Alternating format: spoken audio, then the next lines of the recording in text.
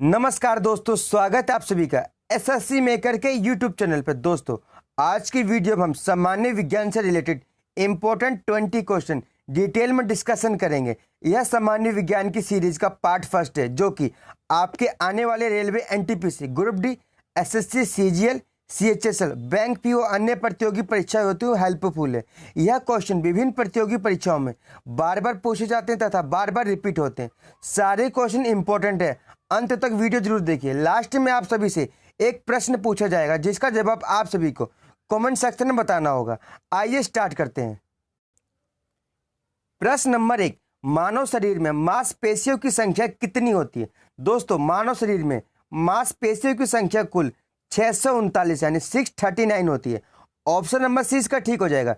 दोस्तों, मानव शरीर में मांसपेशियों की संख्या 639 होती है। सबसे बड़ी मांसपेशी ग्लूटियस मैक्सिमस होती है। दोस्तों, ये कूल्हे की मांसपेशी होती है, जबकि सबसे छोटी मांसपेशी स्टेपिडियस होती है।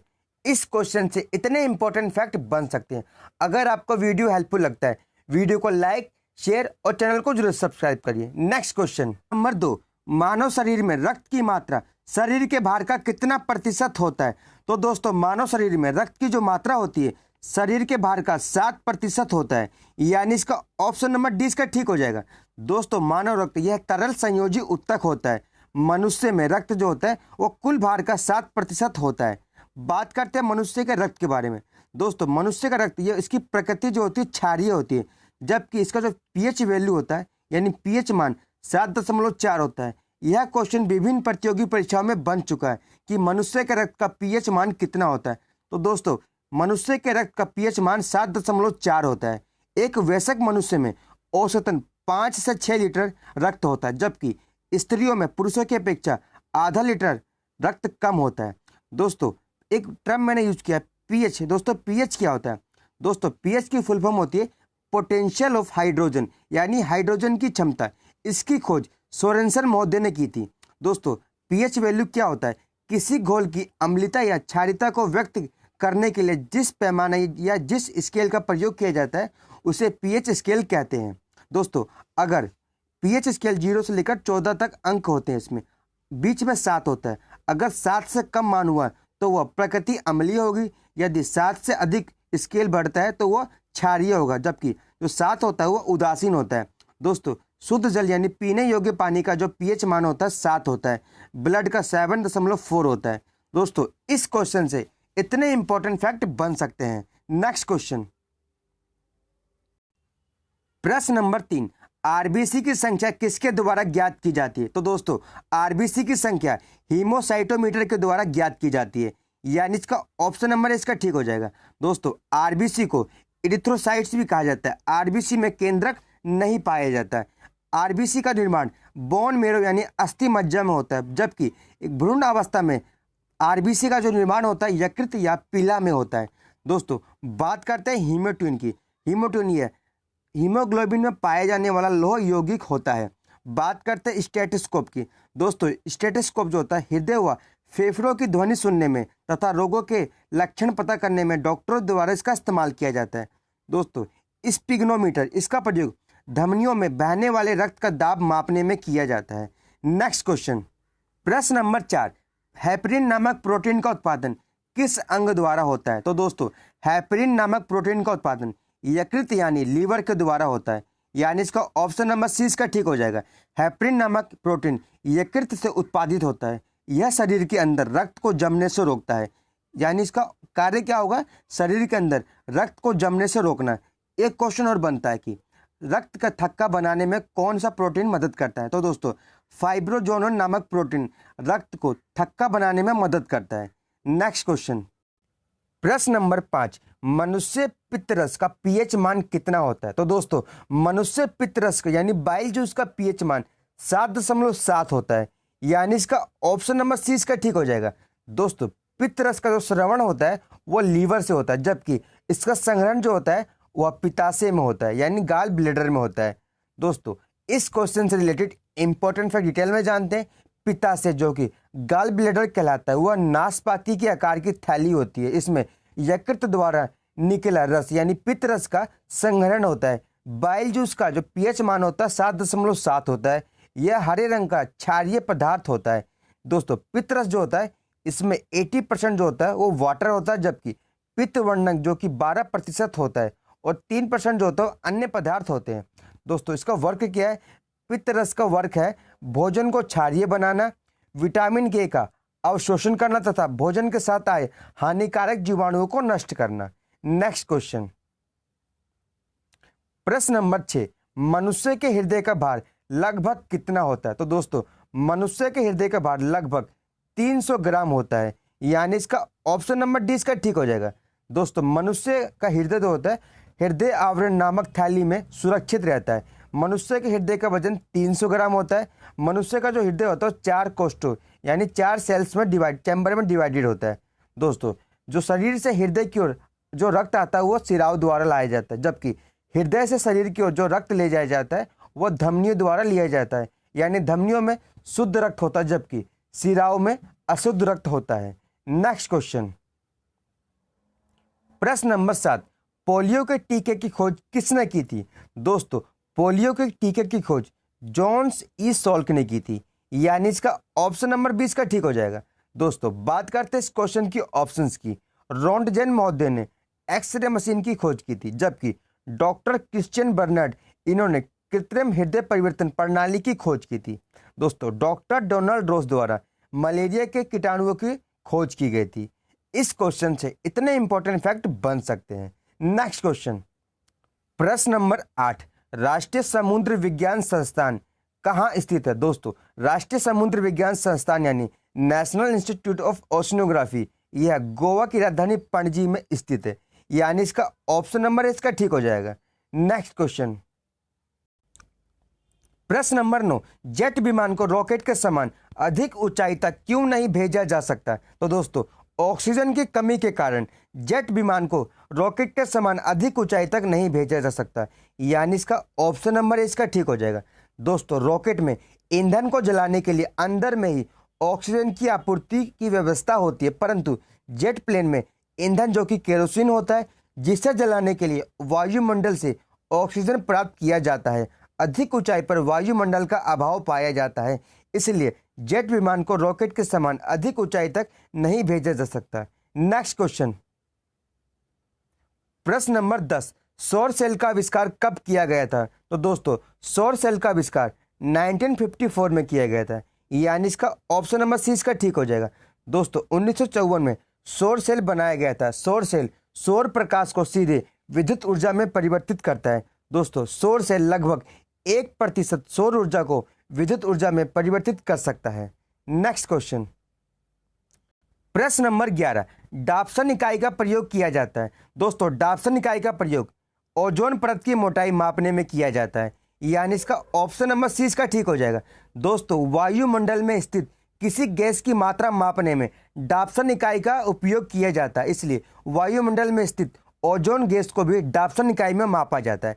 बात करते हैं ओजोन गैस के बारे में। दोस्तों ओजोन गैस को O3 के रूप में डिनोट किया जाता है। दोस्तों ओजोन गैस कहाँ पाई जाती है? तो ये हमारे समताप मंडल यानी स्ट्रेटोस्फीयर में 15 से लेकर 35 किलोमीटर के बीच में ओजोन परत पाई जाती है। इसे ओजोन लेयर भी कहते हैं। दोस्तों ओजोन लेयर जो होती है सूर्य से आने वाली हानिकारक पराबैंगनी किरणों को धरती पर आने से रोकती है। दोस्तों इस क्वेश्चन से इतने इंपॉर्टेंट फैक्ट बन सकते हैं। नेक्स्ट क्वेश्चन, प्रश्न नंबर 12, महासागर में डूबी हुई वस्तुओं की स्थिति जानने के लिए निम्न में से किस यंत्र का प्रयोग किया जाता है? तो दोस्तों महासागर में डूबी हुई वस्तु की स्थिति जानने के लिए सोनार का प्रयोग किया जाता है, यानी इसका ऑप्शन नंबर सी इसका ठीक हो जाएगा। दोस्तों सोनार यानी साउंड नेविगेशन एंड रेंजिंग प्रस्रवित तरंगों का उपयोग करके समुद्र के भीतर डूबी हुई वस्तु की स्थिति जानने के लिए सोनार का इस्तेमाल किया जाता है। आइए जानते हैं इस क्वेश्चन से ऑप्शन के बारे में। दोस्तों बात करते हैं ऑडियोमीटर का। ध्वनि की तीव्रता मापी जाती है इससे। गैल्वेनोमीटर के द्वारा विद्युत धारा की उपस्थिति की जांच की जाती है, जबकि फेदोमीटर का प्रयोग समुद्र की गहराई मापी जाती है। नेक्स्ट क्वेश्चन, दोस्तों अगर आपको वीडियो पसंद आती है वीडियो को लाइक शेयर और कमेंट जरूर करें। नंबर 13, दूध को मथने पर क्रीम अलग हो जाती है, इसका कारण क्या है? तो दोस्तों दूध को मथने पर क्रीम अलग हो जाना अपकेंद्रीय बल के कारण संभव है, यानी इसका ऑप्शन नंबर डी इसका ठीक हो जाएगा। दोस्तों अपकेंद्री बल न्यूटन के तीसरे नियम पर आधारित है। इसमें बल की दिशा जो होती है वो सेंटर से बाहर की ओर होती है, यानी केंद्र से बाहर की ओर होती है। इस नियम पर आधारित सामान्य जीवन में उदाहरण जैसे वॉशिंग मशीन का कार्य करना, दूध से मक्खन निकालना आदि सेंट्रीफ्यूगल फोर्स यानी अपकेंद्रीय बल का उदाहरण है। नेक्स्ट क्वेश्चन, प्रश्न नंबर 14, किसी उपग्रह में अंतरिक्ष यात्री द्वारा गिराया गया चम्मच निम्नलिखित में से किस स्थिति का अनुसरण करेगा? तो दोस्तों वह उपग्रह की गति का अनुसरण करेगा, यानी इसका ऑप्शन नंबर डी इसका ठीक हो जाएगा। दोस्तों किसी उपग्रह में अंतरिक्ष यात्री द्वारा गिराया गया चम्मच या कोई भी पदार्थ होगा वह उपग्रह की गति का अनुसरण करेगा, यानी इसका ऑप्शन नंबर डी इसका ठीक हो जाएगा।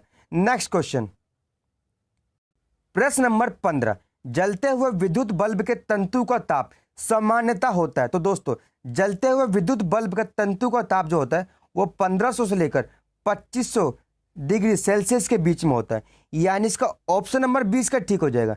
दोस्तों विद्युत बल्ब में टंगस्टन धातु का फिलामेंट का इस्तेमाल किया जाता है। इसमें विद्युत धारा प्रभावित किए जाने पर तंतु का ताप 1500 से लेकर 2500 डिग्री सेल्सियस तक हो सकता है। साधारणतः बल्ब में दी गई विद्युत ऊर्जा का 5 से 10% भाग ही प्रकाश में परिवर्तित होता है। नेक्स्ट क्वेश्चन, प्रश्न नंबर 16, नासा का अंतरिक्ष यान कैसिनी किस ग्रह के मिशन से संबंधित है? तो दोस्तों नासा का अंतरिक्ष यान कैसिनी यह शनि ग्रह से संबंधित है, यानी इसका ऑप्शन नंबर सी इसका ठीक हो जाएगा। दोस्तों कैसिनी नासा द्वारा शनि एवं उसके उपग्रह के अध्ययन हेतु प्रक्षेपित एक रोबोटिक अंतरिक्ष यान है। दोस्तों बात करते हैं नासा के बारे में। दोस्तों नासा की फुल फॉर्म है national aeronautic and space administration, इसे शॉर्ट फॉर्म में नासा कहते हैं। इसकी स्थापना 25 जुलाई 1958 में हुई थी।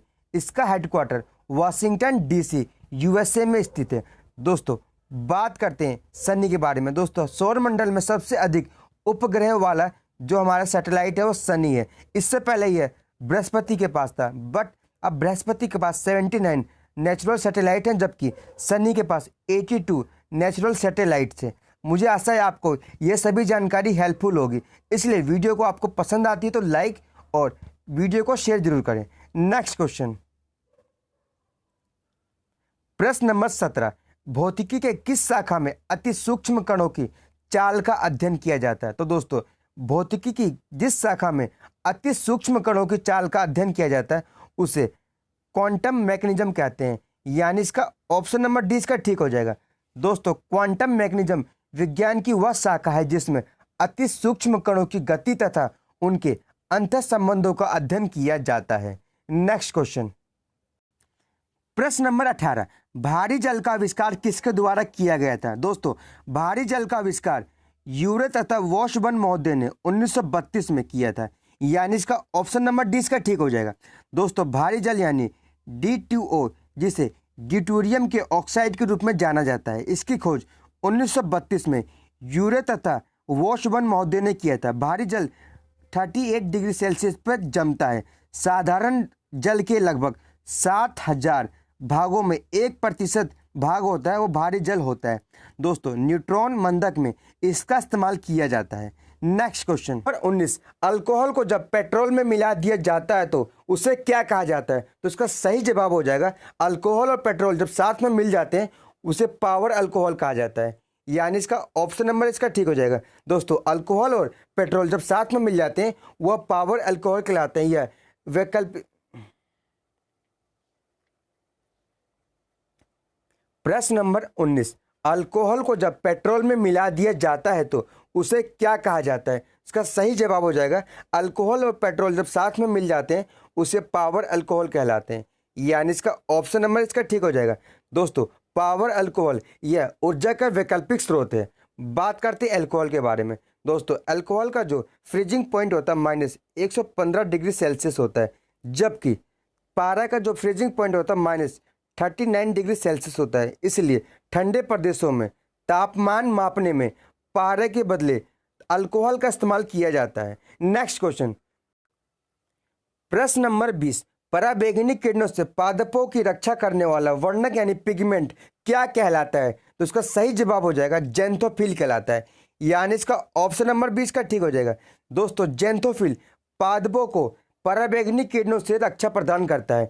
दोस्तों बात करते हैं पराबैंगनी किरणें यानी अल्ट्रावायलेट रेज की। दोस्तों अल्ट्रावायलेट रेज की खोज रिटर महोदय ने की थी। अल्ट्रावायलेट किरणें होती 3 प्रकार की होती है, अल्ट्रावायलेट ए, अल्ट्रावायलेट बी तथा अल्ट्रावायलेट सी। जो इसमें सबसे घातक होती है अल्ट्रावायलेट यानी यूवीसी किरणें जो होती है सबसे घातक होती है, परंतु यह धरती तक आने से रोक ली जाती है। किसके द्वारा रोक ली जाती है? ओजोन लेयर द्वारा रोक ली जाती है। दोस्तों आज की वीडियो से इतने इंपॉर्टेंट क्वेश्चन बन सकते थे। दोस्तों आज के लिए आप सभी के लिए होमवर्क है, क्वेश्चन फॉर प्रैक्टिस। प्रश्न है बसंतीकरण शब्द का सर्वप्रथम प्रयोग किसने किया था? इसका सही जवाब आप सभी को कमेंट सेक्शन में बताना होगा। अगर आपको आज की वीडियो हेल्पफुल लगी हो, वीडियो को लाइक और कमेंट जरूर करें। दोस्तों इस वीडियो की पीडीएफ आप हमारे टेलीग्राम चैनल एसएससी मेकर से प्राप्त कर सकते हैं। आज के लिए इतना ही, धन्यवाद दोस्तों।